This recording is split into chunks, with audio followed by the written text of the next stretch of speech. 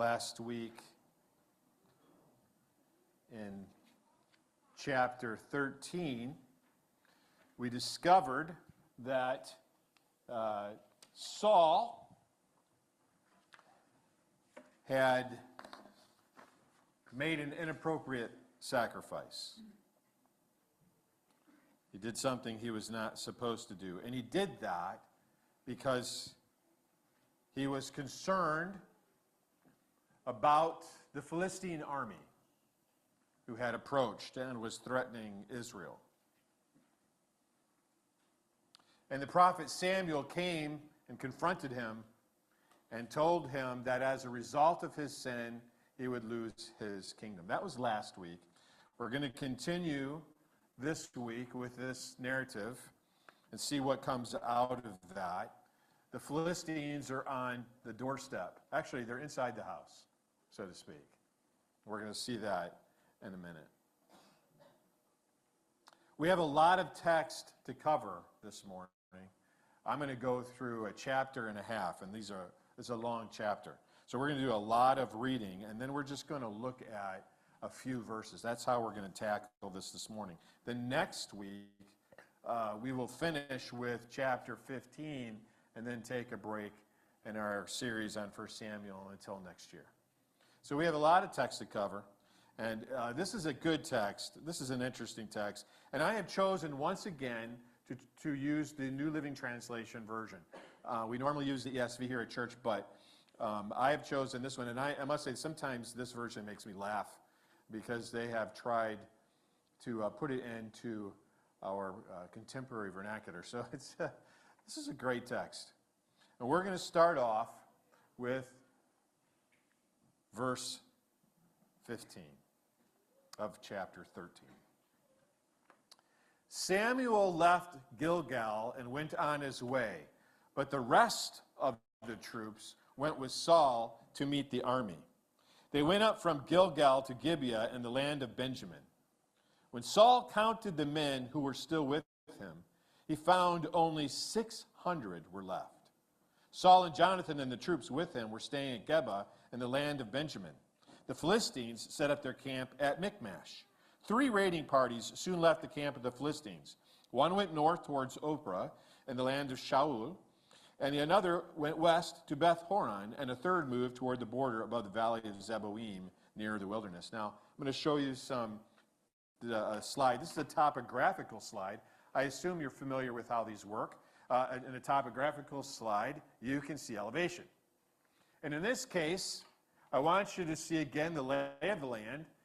This is the hill country. It even says so on that map. This is the middle of the land of Israel, the heart of the land of Israel, and it's elevated. In fact, when you get to Jerusalem, Jerusalem is actually at the pinnacle of several mountains. So this is the land where the Israelites are strongest, and that's where they will live for most of biblical history. Because of the lay of the land, they kind of fight like guerrilla fighters, and they use the terrain to their advantage. Whereas the Philistines are champions of chariot warfare, and so they're very good along the plain where there are no hills and no mountains, where it's flat. They dominate that, and for most of biblical history. But what we see right here is we see that Saul is over at Gilgal, which is right up here, really close to Jericho. And over here is Michmash. That's where the Philistines are at. And we can see in this map, a close-up, that this road network that they have kind of intersects at Jerusalem. And actually, there's a road that goes this way. So Gibeah of Saul is a strategic city. That's what I want to point out. A very strategic city, located on what we call the ridge route. And you can see that on the ridge route, ridge being at the top of the mountains, at the ridge route from Gibeah of Saul, he can go north and south through the road that goes along the ridge down to Jerusalem and Bethlehem, or they can go to the west, or they can go to the east. So it is a very important location, and the Philistines want to control the area. They need to occupy the land of Benjamin, which is this whole area that is colored there. That is the tribal land of Benjamin, and is an extremely important set of real estate there in the land of Israel. And again, if the Philistines want to control Israel, they need to control Benjamin. So that's why they're there. And if Saul is going to remove the Philistines from the land, he must engage them here. And the Bible actually tells us their troop movements. And I've shown you a slide here with little arrows. They're at Michmash, and it tells us they went here, here, and they went there. They're out on raiding parties, the Bible says. How bad is this for Saul? Last week, we learned that Saul had gathered 3,000 of his elite troops, his Delta Force units, his Navy SEALs, so to speak, the best of his best. 3,000 of them we read last week. But now, at this point, because we also read that many of his soldiers had fled, and that's why he went so far as to give an offering himself, because he was impatient for Samuel to come. It was because he was losing his troops, and he was trying to keep them there. 3,000 soldiers, 2,000 with Saul, 1,000 with Jonathan, and now we're told at the beginning of this narrative that he only has 600 soldiers left. 600 out of his original 2,000. And these are elite troops. These are the best of the best. Only 600 left. Saul's warriors had become worriers. And now he has a much smaller army. There were no blacksmiths in the land of Israel in those days. The Philistines wouldn't allow them for fear that they would make swords and spears for the Hebrews. So whenever the Israelites needed to sharpen their plowshares, picks, axes, or sickles, they had to take them to a Philistine blacksmith. The charges were as follows: 1/4 ounce of silver for sharpening a plowshare or a pick, and 1/8 ounce for sharpening an axe, a sickle, or an axe goad. So on the day of the battle, none of the people of Israel had a sword or spear, except for Saul and Jonathan. The pass at Michmash had meanwhile been secured by a contingent of the Philistine army. Now these are important details. We read that the Israelites were without swords. Now I want to say something about this, because I want to be careful that we don't jump to conclusions here. The mention of the blacksmiths is very interesting, and I think that the point is that the author is specifically referring to iron swords. Okay, that's the reason why we have the mention of the blacksmiths. The Philistines are trying to control the Israelites by refusing to allow them have access to iron and to blacksmithing, or to smithing. The text says that only Jonathan and Saul had swords. Now I find that interesting and odd. And I'll tell you why. Because the army, the text says the army did not, according to verse 22, have swords. But notice what it says. The army did not have swords on the day of the battle. It's a little important, that little expression there. They didn't have swords on the day of the battle. And we can speculate as to why they didn't have swords on the day of the battle. We can speculate all afternoon if we wanted to. That I have some ideas, but we don't have time to discuss it. But let me just say this. I don't think the Israelite army was without swords, but they were without swords on the day of the battle. And you might say, well, how did you come to that conclusion? Read the book of Joshua, where it actually talks about a battle where they took swords. So they're in the land. They have swords, but they certainly don't have as many as the Philistines. And they have a hard time getting to a blacksmith. So for whatever reason, they just don't have swords on the day of the battle. The army is undoubtedly equipped with, I assume, arrows and slings and other things like that. But I think the point here is that the Israelite army is both outnumbered and outmatched. I think that's the point.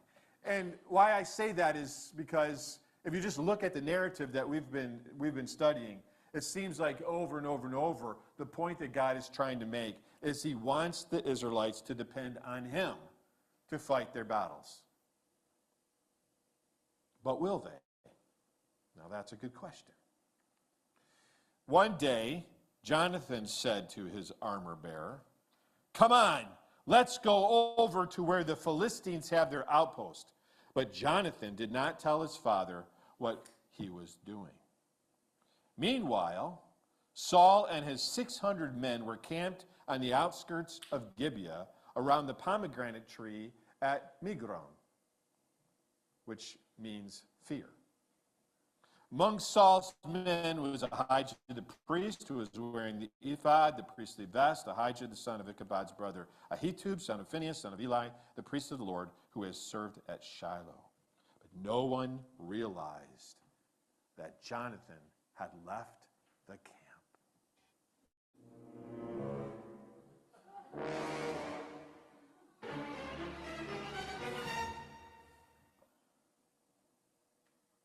Yeah, something's happening. To reach the Philistine outpost, Jonathan had to go down between two rocky cliffs that were called Bozez and Seneh. The cliff on the north was in front of Michmash, and the one on the south was in front of Geba.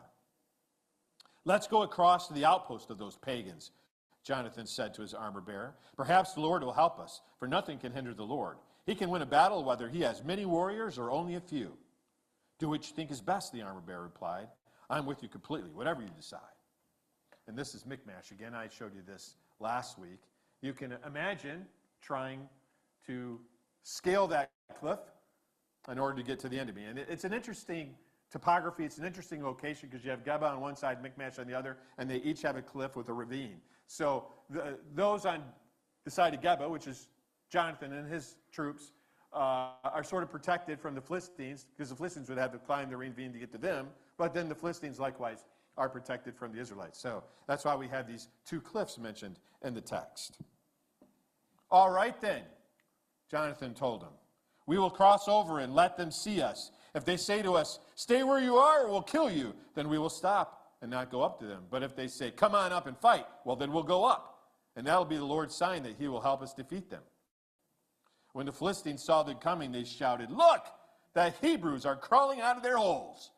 Then the men from the outpost shouted to Jonathan, "Come on up here and we'll teach you a lesson." "Come on, climb right behind me," Jonathan said to his armor bearer, "for the Lord will help us defeat them." So they climbed up by using both hands and feet, and the Philistines fell before Jonathan, and his armor bearer killed those who came behind them. And they killed some 20 men in all, and their bodies were scattered over about a half an acre. Suddenly, panic broke out in the Philistine army, both in the camp and in the field, including even the outposts and raiding parties. And just then, an earthquake struck, and everyone was terrified. Saul's lookouts in Gibeah Benjamin saw a strange sight. The vast army of Philistines began to melt away in every direction. "Call the roll and find out who's missing," Saul ordered. And when they checked, they found that Jonathan and his armor bearer were gone. Then Saul shouted to Ahijah, "Bring the ephod here." For at that time, Ahijah was wearing the ephod in front of the Israelites. But while Saul was talking to the priest, the confusion in the Philistine camp grew louder and louder. So Saul said to the priest, "Never mind, let's get going." Kind of funny. Then Saul and all his men rushed out to the battle and found the Philistines killing each other. There was terrible confusion everywhere. Even the Hebrews who had previously gone over to the Philistine army revolted and joined in with Saul, Jonathan, and the rest of the Israelites. Likewise, the men of Israel, who were hiding in the hill country of Ephraim, joined the chase when they saw the Philistines running away. So the Lord saved Israel that day, and the battle continued to rage even beyond Beth-aven. Now, the men of Israel were pressed to exhaustion that day because Saul had placed them under an oath, saying, "Let a curse fall on anyone who eats before evening, before I have full revenge on my enemies." So no one ate anything all day, even though they had all found honeycomb on the ground in the forest. They didn't dare touch the honey because they all feared the oath that they had taken. But Jonathan had not heard his father's command, and he dipped the end of his stick into a piece of honeycomb and ate the honey. and after he had eaten it, he felt refreshed. But one of the men saw him and said, "Your father made the army take a strict oath that anyone who eats food today will be cursed. That is why everyone..." "Oh, my father has made trouble for us all," Jonathan exclaimed. "A command like that only hurts us. See how refreshed I am now and how I've eaten this little bit of honey? If the men had been allowed to eat freely from the food they found among our enemies, think how many more Philistines we could have killed." They chased and killed the Philistines all day from Michmash to Aijalon, growing more and more faint. That evening they rushed for the battle plunder and butchered the sheep, goats, cattle, and calves, but they ate them without draining the blood. Someone reported to Saul, "Look, the men are sinning against the Lord by eating meat that still has blood in it." "Oh, that is very wrong," Saul said. "Find a large stone and roll it over here. Then go out among the troops and tell them, 'Bring the cattle, sheep, and goats here to me. Kill them here and drain the blood before you eat them. Do not sin against the Lord by eating meat with the blood still in it.'" So that night, all the troops brought their animals and slaughtered them there. And then Saul built an altar to the Lord. It was the first of the altars he built to the Lord. Then Saul said, "Let's chase the Philistines all night and plunder them until sunrise. Let's destroy every last one of them." His men replied, "We'll do whatever you think is best." But the priest said, "Let's ask God first." So Saul asked God, "Should we go after the Philistines? Will you help us defeat them?" But God made no reply that day. Then Saul said to the leaders, "Something's wrong. I want all my army commanders to come here. We must find out what sin was committed today. I vow by the name of the Lord who rescued Israel that the sinner will surely die, even if it is my own son Jonathan." But no one would tell him what the trouble was. Then Saul said, "Jonathan and I will stand over here, and all of you stand over there. You think is best." Then Saul prayed, "O Lord God of Israel, please show us who is guilty and who is innocent." And then they cast sacred lots, and Jonathan and Saul were chosen as the guilty ones. And the people were declared innocent. Then Saul said, "To choose between me and Jonathan." And Jonathan was shown to be the guilty one. Tell me what you have done," Saul demanded of Jonathan. "I tasted a little honey," Jonathan admitted. "It was only a little bit on the end of my stick. Does that deserve death?" "Yes, Jonathan," Saul said, "you must die. May God strike me and even kill me if you do not die for this." But the people broke in and said to Saul, "Jonathan has won this great victory for Israel. Should he die? Far from it. As surely as the Lord lives, not one hair on his head will be touched. For God helped him do a great deed today." So the people rescued Jonathan, and he was not put to death.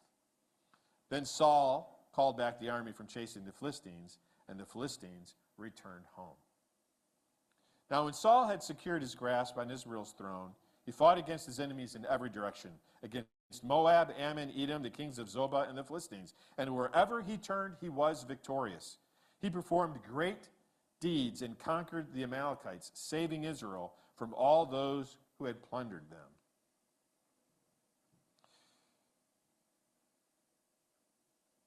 Saul's sons included Jonathan, Ishbosheth, and Malchishua. He also had two daughters, Merab, who was older, and Michal.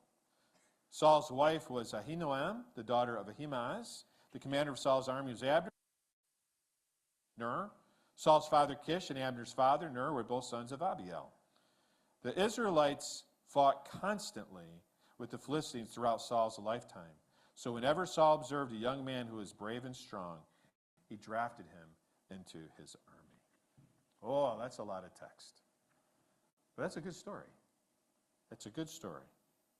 We're just going to focus on a few verses this morning, chapter 14, verses 4 through 15. We're going to reread these verses because this is great, great stuff. All right, so here we go. The first thing we have is to reach the Philistine outpost, Jonathan had to go down between two rocky cliffs. The cliff on the north was in front of Michmash, and the one in the south was in front of Geba. "Let's go across to the outpost of those pagans," Jonathan said to his armor bearer. Perhaps the Lord will help us, for nothing can hinder the Lord. He can win a battle whether he has many warriors or only a few. Oh, I like this guy, Jonathan. I like his name, Jonathan. The Philistines have the high ground. To even reach them, Jonathan has to climb a cliff. But that does not win. You know, we also face moments in our lives when the odds seem overwhelming. And in those moments, the Lord wants us to look to him, not the size of the challenge, not the size of the problem, because our victory is not determined by our strength, it's determined by his. It's determined by his. And Jonathan knows this. He says, perhaps the Lord will help us. Now, don't be confused by that word perhaps, because this is not a statement of uncertainty by Jonathan, but rather this is a statement of faith. He's showing faith here. He knows the Lord can do this if the Lord wills it. You know, quite frequently our efforts are just not enough. They're just not enough. We need the Lord's help, and so we need to seek his help. You know, I truly believe that God enjoys showing us that he is God. I mean, that might seem like a silly statement, but it's joy out of showing us. We will just ask if we'll just come to him and bring our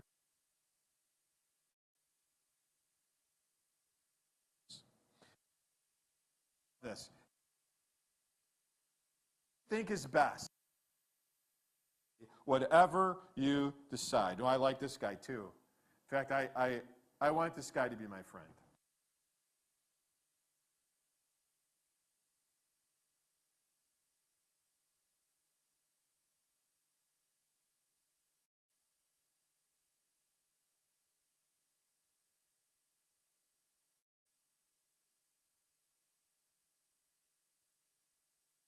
Say, some of you are armor bearers to me.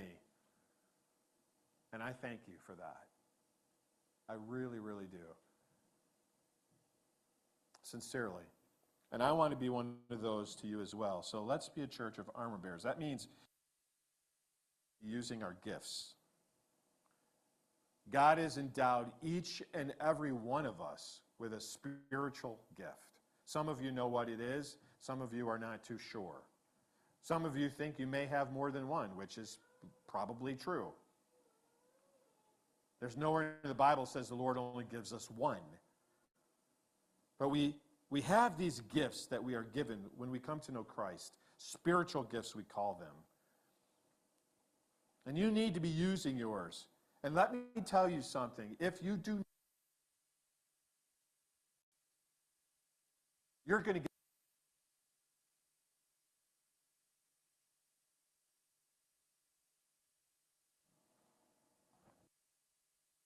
Maslow put it this way. A musician must make music. A builder must build. An artist must paint. And a poet must write if he is to be ultimately at peace with himself. What a man can be, he must be.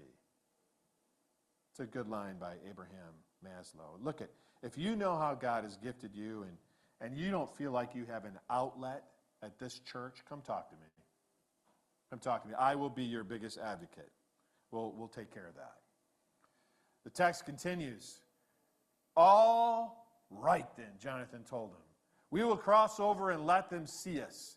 And if they say to us, stay where you are or we'll kill you, then we stop and we'll not go up to them. But if they say, come on up and fight, then we'll go up. And that'll be the Lord's sign that he will help us defeat them. You know what? From a purely humanistic point of view, this is a terrible plan. If they say, hey, stay down there, well, we will. But if they come on and fight us, come on up here. We dare you. Well, then we will. Because that'll be a sign that the Lord is with us. That's some interesting logic. Let's see how this plays out. When the Philistines saw them coming, they shouted, "Look, the Hebrews are crawling out of their holes." And then the men from the outpost shouted to Jonathan, "Come on up here, we'll teach you a lesson." Well, if you study the original text, it basically goes like this. "Hey, Hebrews, what are you doing? You don't frighten us, you Israelite dogs. We blow our noses at you, you silly soldiers. Your mother was a hamster and your father smells like elderberries. Now come on up here so we can taunt you some more." You get the idea, they're taunting him. They're taunting him. And the taunting worked because Jonathan says to his armor bearer, "Let's make them eat their words. Come on and climb right behind me," Jonathan said, "for the Lord will help us defeat them." So they climbed using both hands and feet, and the Philistines fell before Jonathan and his armor bearer. They killed those who came behind them, and they killed some 20 men in all, and their bodies were scattered about half an acre. Wow. So when I was in college, when I was a junior in college, between my junior and senior year, I worked at a camp in Wisconsin. See, Johnny, you're not the only one. I worked at a camp in Wisconsin, and I was a rock climbing instructor. Now, let me just tell you something about rock climbing. Not anybody can just go up and climb a rock. Not that it necessarily takes a lot of skill. It does take skill. But the challenge of rock climbing is that you have to have your muscles trained for that. You climb a high enough cliff, and eventually your muscles are going to tire out. And you're going to be on that cliff, and all of a sudden you're going to get the shakes. Because your muscles are done. They can't do it anymore. You might get the shakes in your hands, or you might get the shakes in your legs. Now, I was young in my 20s and in my prime, and I was strong. And I could do it. My muscles were toned. But if I were to try to do that today, even though I have the knowledge, even though I have the skill set to do that, if I tried climbing a cliff today, I would not make it. I'm just not fit. I haven't been rock climbing for years. I couldn't do it. But let me tell you something. Even when I was in my prime, I would not want to climb a cliff and then fight a battle, which is what Jonathan did. So look, this is incredibly impressive what he did. And I cannot believe that he and his armor bearer were capable of doing this without the Lord's help. And then we get the victory. Suddenly, panic broke out in the Philistine army, both in the camp and in the field, including even the outposts and raiding parties. And just then, an earthquake struck, and everyone was terrified. And then if you jump down to verse 23, it says, "So the Lord saved Israel that day." Oh, that's class, as the Irish would say. Really, really class. Jonathan and his armor bearers strike down 20 soldiers on their own. Impressive. But God brought an earthquake. Man, I'll tell you what, when God joins a battle, it's epic. He brings an earthquake. Let me ask you something. Do you trust God to fight your battles? You should. Because, man, he can bring the moxie when he wants to. I mean, he can do it. Let me just guess. Actually, I don't need to guess. I know this to be true. Some of you are in battles right now. Economic, relational, physical, spiritual. And God has a word for you this morning on how you must face those battles in your life. It's not by might or by power, but by his Spirit, says the Lord.